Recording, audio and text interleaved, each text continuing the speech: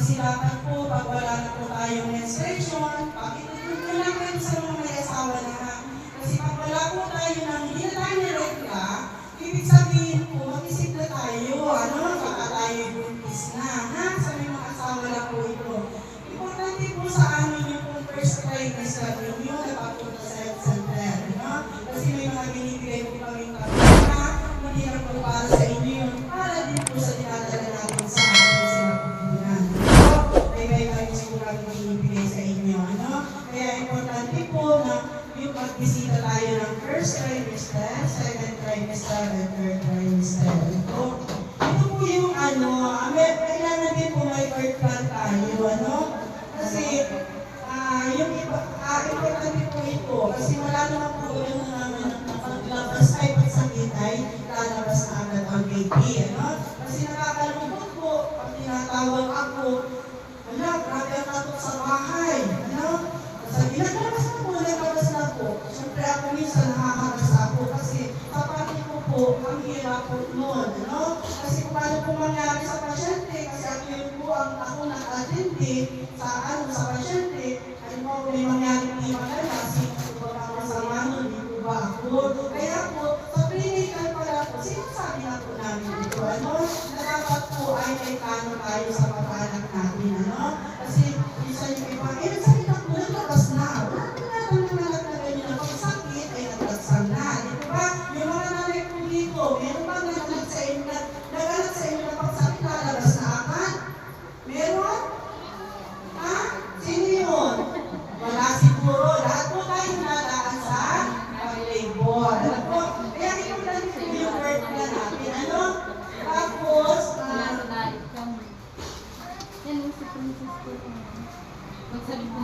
ito po, nauna na pala ako. Sorry naman, ha? Ito po yung bilang ng check-up po, Ang sabi po dito, yung buwan ng pagbubuntis, yung una po, yung sinasabi ko kanina first trimester.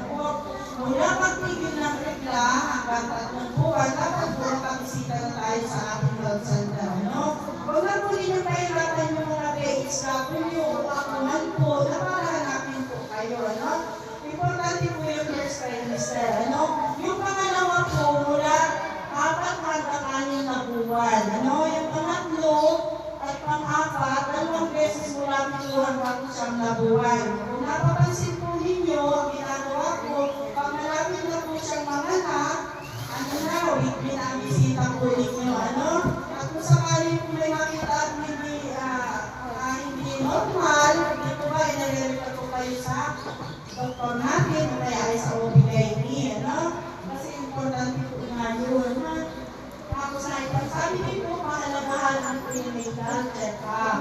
Sabi, para masuri, malaman at malunasan ang mga kondisyon na posibleng magdulot ng panganib sa iyo o kay baby, Gagawin ng midwife nurse doctor ang masumusunod. Ito na po sila, kukunin ang inyong health history, O di po ba pagkadating niyo doon, tinatanong po kayo, Kasi importante po yun, kasi may mga countries po na minsan na rin iba, pag sa hospital na naman, dinudugo, tinatanong namin niya, kumusta po ba yung pag-anak niyo doon sa mga ninyo?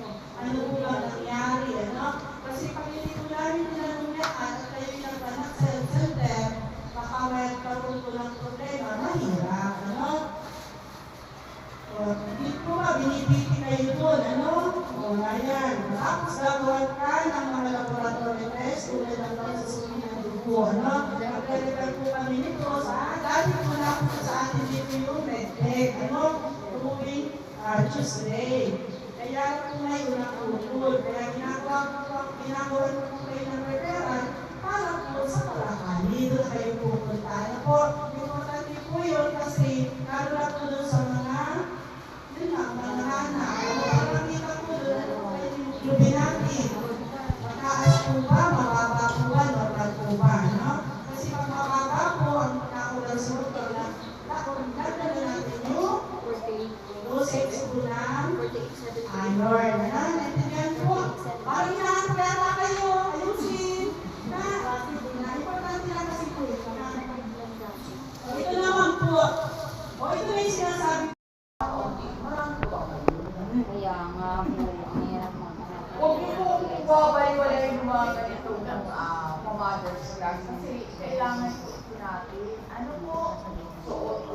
po ang i-discuss sa inyo about oral health. Huwag niyo pong lalagyan na ang ha.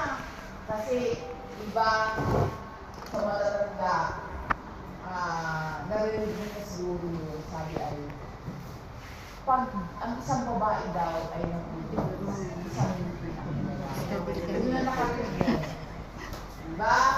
Lagi tapos pag sumasapagod siya sa isang babae, lagi masakit ang ngipin. Ano? So, tuturo po namin sa inyo yung dental care during pregnancy. Kaya baga, sino po yung may dala sa inyo ng baby book? Okay. Diba? Binabasa mo ba naman yan? O nakalagay lang sa akin? Okay. So, atin may nakita ka dyan na about oral health. Ano? Okay. Tapos, sino na yung pumunta sa amin para magpa-check ng ngipin? Oh, puro kayo sugan. Oo. Sino ba yung hindi? Kasi kung makikita nyo na ano lang about sa oral health. Ano? Oh, sige. Is it safe to go to the dentist during pregnancy? Yes, kinakailangan. Higit sana kung mabuti is bago tayo planong manganak, planong magbuntis, dapat po magpapatunay tayo muna sa dentista. Kasi bago po tayo magbuntis, dapat po yung dapat mapastahan, tapos yung kailangan lumisin. Para maiwasan po natin ang tinatawag na hindi trimester period diabetes. So, ilang trimester na ang pagbubuntis? Ate. Ilang buwan tayo nagbubuntis? Oh, ilang? Hatiin mo yun sa tatlo. So, may tinatawag tayo 3 trimester. Ano?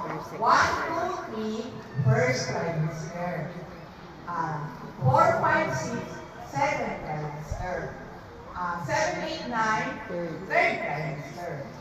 Ang pinaka-safe po, kung kayo ay hindi lang pag-visit sa dentist, kung kayo ay nagplano bago magbuntis, tapos biglang sumakit yung ngipin nyo, biglang magkaroon ng problema, anytime naman po, sa dentist. Kami po as a dentist, pwede po kami magbulot na buntis ang isang babae sa second trimester. Ano yun? 4, 5, 6. Pero po, dapat may advice ng OB-GYN na pwede kayong pumunta. Safe po yun. Ano? Kahit kayo buntis, safe magpalinis ng ngipin, safe magpapasta. Aside lang po sa puno na kinakailangan ko na tayo sa ating OB-GYN. Sino na po nagpapit sa inyo sa OB-GYN? Wala pa. So, pag in-advise po ni Ate Katie na mag-check up kayo sa OB, dapat po pumunta kayo. Ha? Kasi, di ba kasabihan din na pag nagbubuti sa isang babae, yung isa daw natin paa ay nakalagay sa buhay. So, maswerte nga po kayo kasi ngayong generasyon, girl out na, baka ng hilo, mantala ngayon bawat barangay, napaka-anak. Kayo na lang po ang kailangan pumunta. Hindi nung mga panahon na naalala ko noon yung nanay ko, pang-apat kasi ako, pinakabunso namin ay super may isip na ako. Palibot na nakahanap na hilot, nagbabagyo pa. Ayun pala yung may problema yung pinagbubuntis ng nanay ko. So, nadala sa ospital. So, ng isang pagbubuntis ng isang babae kasi dun out na nga po sa inyo. Diba lahat na? Injection, vitamins, tapos kung kailangan nyo i-refer sa mga lalikin, sa hospital, mabilis na. Ano po? Unlike po dati. Ano po? Okay. Naano na kanina, yung safe siya yung magpa-dental clinic or dental provided na may advice ng OB-GYN. Okay. Dental care during pregnancy. Okay, gum problems during pregnancy ay maaaring maging dahilan ng preterm low birth weight infant. Bakit? When there's no more hope is left in me, I can see what comes.